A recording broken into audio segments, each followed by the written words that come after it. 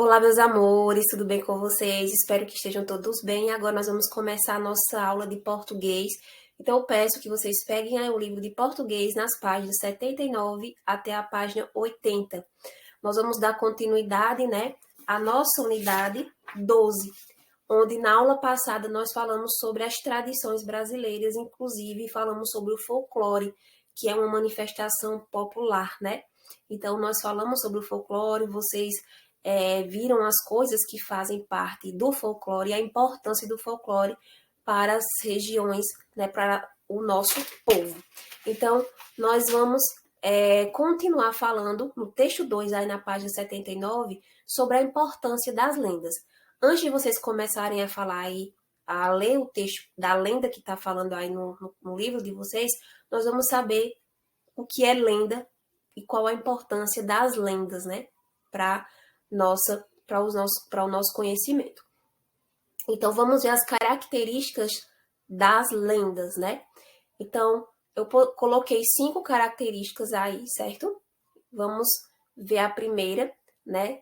As lendas são narrativas transmitidas oralmente pelas pessoas, visando explicar acontecimentos misteriosos ou sobrenaturais, misturando fatos reais com imaginários ou fantasiosos, e que vão se modificando através do imaginário popular. Resulta de uma mistura de realidade e fantasia também. Ela pode possuir um fundo histórico, destinar-se unicamente à explicação de um fato geográfico ou natural, ou explicar também a origem dos lugares. Quarta, característica, a maior parte das lendas enquadra-se num espaço, num tempo determinado, mas nem todas seguem esse padrão, enquadra-se nesse padrão. 5. As personagens também são reduzidas, mas na maior parte das vezes estão identificadas pelos nomes. Então, são 5 características que eu coloquei aí sobre as lendas. Vamos ver como podem se classificar as lendas, né? Como pode ser a classificação das lendas. Temos 5 que eu coloquei também aí para vocês. Primeiro, tem as lendas religiosas, a classificação, das lendas religiosas, que são narrativas cristãs onde Jesus Cristo e Maria intervêm na vida dos humanos. Temos também as lendas mitológicas, que são contadas em certas localidades, e abordam fatos que, segundo o povo, tiveram intervenções de fantasmas, de gigantes, de bruxas, de sereias, de feiticeiras ou de monstros. Então, são as lendas religiosas e as lendas mitológicas.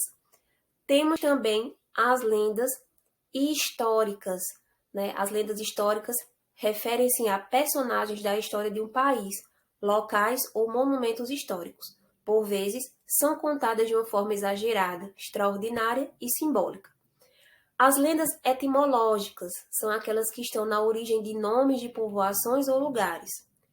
Temos também as lendas de mouros e mouras, que estão associadas ou à morte ou à prosperidade. Na ação, quase sempre as mouras aparecem a pentear-se ao luar com um pente de ouro. Estas lendas retratam a época da ocupação árabe da Península Ibérica. São algumas classificações, que se encaixam às lendas que eu trouxe aí para vocês. Vamos ver o próximo slide, quando fala das lendas, conforme vão se popularizando essas lendas, elas tendem a ser reproduzidas e registradas em forma de contos e histórias escritas, principalmente em livros.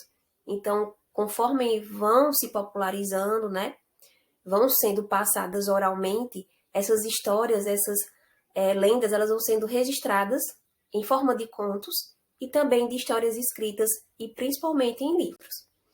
Então, etimologicamente, a palavra lenda, ela vem do latim medieval, que quer dizer aquilo que deve ser lido.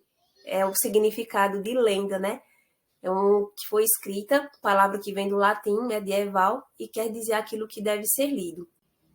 No próximo slide, nós vamos ver aí, inicialmente, as lendas contavam histórias de santos, mas estes conceitos foram se transformando em histórias que falam da cultura de um povo e de suas tradições. Então, inicialmente, as lendas contavam histórias de santos, podemos dizer que são as lendas cristãs, que falavam sobre os santos. Mas esse conceito foi se transformando devido à oralidade, passando de geração em geração, de cultura em cultura, de povo em povo, né? Elas foram se transformando, né? Em sua cultura, na cultura de um povo e também de suas tradições. As lendas tentam fornecer explicações para todos os acontecimentos e situações, inclusive para coisas que não apresentam explicação científica comprovada, como, por exemplo, os supostos fenômenos sobrenaturais. Então, as lendas elas foram criadas justamente para tentar explicar esses fatos, esses acontecimentos, essas situações que não apresentam, né, explicação científica comprovada e também nesses fenômenos sobrenaturais. Eles buscam explicar esses fenômenos naturais da natureza, né? A lenda ela pode ser explicada como uma degeneração do mito, porque como são repassadas oralmente de geração a geração, vão com o passar do tempo sendo alteradas, né? Então essas lendas elas podem ser explicadas como uma degeneração do mito, né? Porque também o mito ele vai passando de geração em geração, vão sendo repassadas oralmente. Então, com o passar do tempo, dessa forma, como o mito e como a lenda é contada, ela vai sendo alterada, certo? Como diz o ditado popular, quem conta um conto, aumenta um ponto. Vamos ver dois exemplos de lendas. Primeiro, as lendas folclóricas, que nós falamos bastante, né? O Brasil é um país riquíssimo de cultura popular. E uma das características que ajuda a reconhecer este título é justamente a grande quantidade de lendas folclóricas. De norte a sul, cada região brasileira tem as suas lendas próprias, como a lenda do Saci-Pererê, do Curupira, da Iara, da Caipora, da Mula Sem Cabeça, do Boto Cor-de-Rosa e muitos outros, que são contados de região para região. Né? Isso nós vimos isso lá no trabalho que vocês fizeram sobre o folclore. E quem já ouviu falar da lenda urbana, né, das lendas urbanas, que tem a ver, essa característica principal das lendas urbanas é a sua contemporaneidade. Quando eu falo de contemporâneo, eu estou falando algo relacionado aos acontecimentos atuais, modernos, certo? Por norma, as lendas urbanas têm um caráter sensacionalista ou conspiratório, com a intenção de, assim como as lendas clássicas, encontrar respostas também para qualquer tipo de informação que surja. Então, elas buscam também fazer, né, a partir das lendas, dessas lendas urbanas, eles buscam também encontrar respostas para qualquer tipo de informação e acontecimento que não tenha uma explicação científica. Então, tudo que não tem a explicação científica vai sendo explicado, vão tentando explicar com as lendas e com os mitos, né, que foi o que nós vimos na aula passada. Vamos ver agora, né, entre algumas das lendas urbanas que chamaram mais a atenção no Brasil, e depois vocês podem até pesquisar por curiosidade nessas lendas aí, destaca-se a lenda do chupa-cabra, né, que foi bastante repercutida aí há uns tempos atrás, da loira do banheiro, né, que sempre tinha na escola essa questão da loira do banheiro, que também é uma lenda urbana, do homem do saco, o velho do saco, e a lenda do boneco do fofão, outros exemplos de lendas urbanas também. Frequentemente, as lendas urbanas elas são criadas com o objetivo de assustar e causar medo nas pessoas. Diferente das lendas, né, folclóricas, que também tem gente que tem medo dessas lendas, mas que tentam explicar alguns fatos naturais, né? Alguns fenômenos naturais sem comprovação científica. Também as lendas urbanas, ela também tem esse intuito também de explicar o que não é comprovado cientificamente. Mas a maioria dessas lendas são criadas justamente com o objetivo de assustar e causar medo nas pessoas, né?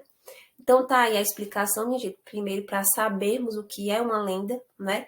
Então vocês irão aí na página 79 fazer a leitura do texto nessa lenda, aí a lenda do milho, e vocês irão na página 80, depois que fazer a leitura da lenda do milho, vocês irão fazer o conhecendo o texto na página 80 e também o relembrando da página 80, que foram assuntos que nós já vimos das aulas passadas, ok? Qualquer dúvida é só entrar em contato comigo. Beijos, até a nossa próxima aula.